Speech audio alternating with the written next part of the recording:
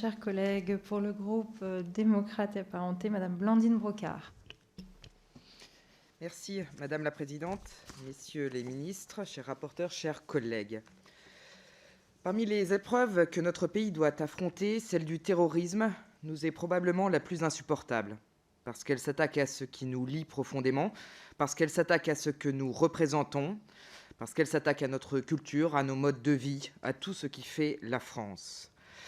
Mais jamais nous ne nous y résignerons, et c'est la raison pour laquelle nous continuons inlassablement à lutter contre le terrorisme. Contre son idéologie, certes, mais également de façon concrète, contre les conséquences de cette idéologie grâce au projet de loi que vous nous présentez aujourd'hui. Évidemment, il serait amplement préférable de ne pas avoir à légiférer sur de telles dispositions, parce qu'il s'agit de toujours anticiper le pire sans restreindre les libertés de nos concitoyens, de se battre avec des armes démocratiques contre ceux qui combattent nos principes mêmes. Notre travail est lourd de sens. Pour autant, il en va de notre responsabilité. Nos concitoyens le savent et nous le leur devons. Rappelons ici que les dispositions que ce projet de loi entend pérenniser ont maintes fois prouvé leur utilité, leur efficacité et la bonne application qu'en ont fait les services de l'État. Très peu de contestations en justice et très peu d'annulation des mesures. Les mesures individuelles de contrôle administratif et de surveillance, les MICAS, dont vous proposez également la pérennisation, ont fait la preuve de leur efficacité. Elles paraissent indispensables dans l'arsenal dont nous disposons pour lutter préventivement contre le terrorisme. Lorsqu'un terroriste sort de prison après 5 ans d'incarcération et qu'il subsiste des raisons sérieuses de penser que son comportement constitue une menace grave pour la sécurité et l'ordre public, vous proposez de pouvoir prolonger ces mesures jusqu'à 24 mois, à condition que des faits nouveaux soient constatés. Cela nous semble bien être le minimum que l'on puisse vous accorder.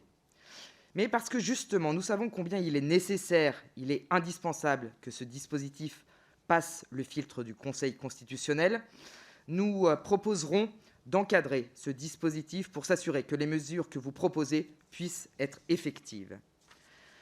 Ce projet de loi entend également ouvrir la captation des données satellitaires aux services de renseignement, ou encore le recoupement des URL par un algorithme. Je salue naturellement la volonté du gouvernement de rattraper le retard que nous avons pris et d'anticiper le développement toujours plus exponentiel des nouvelles technologies. Le terrorisme s'organise ou se manifeste aujourd'hui largement sur Internet. Il est donc de notre responsabilité de donner tous les moyens juridiques, technologiques et humains à nos services de renseignement pour faire face à ces nouveaux enjeux. Le texte que vous nous présentez prévoit en outre des dispositions en matière de lutte contre la récidive issues de votre proposition de loi, chère présidente. En complément des MICAS, ces mesures de sûreté représentent un enjeu essentiel dans la lutte contre le terrorisme et sont un atout majeur lorsque l'on sait que des personnes condamnées pour terrorisme retrouveront la liberté. Les condamnés de 92 sortiront prochainement, on l'a mentionné à plusieurs reprises, et nous devons nous assurer qu'ils seront véritablement dans une démarche de réinsertion dans notre société. Nous devons les écarter d'une tentation mortifère. Aussi, le suivi et l'accompagnement constituent-ils une nécessité impérative pour lutter contre le terrorisme. Si nous partageons largement les objectifs du gouvernement, le groupe auquel j'appartiens s'attache à veiller à l'équilibre des dispositions pour qu'elles soient effectives le plus rapidement possible et qu'elles atteignent strictement l'objectif de lutte contre le terrorisme.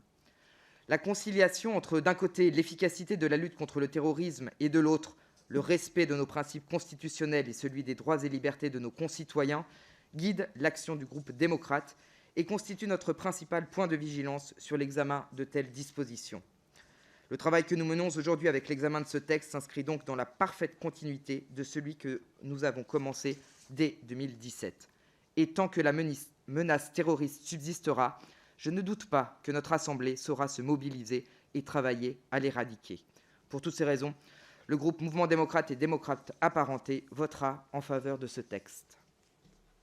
Je vous remercie, ma chère collègue.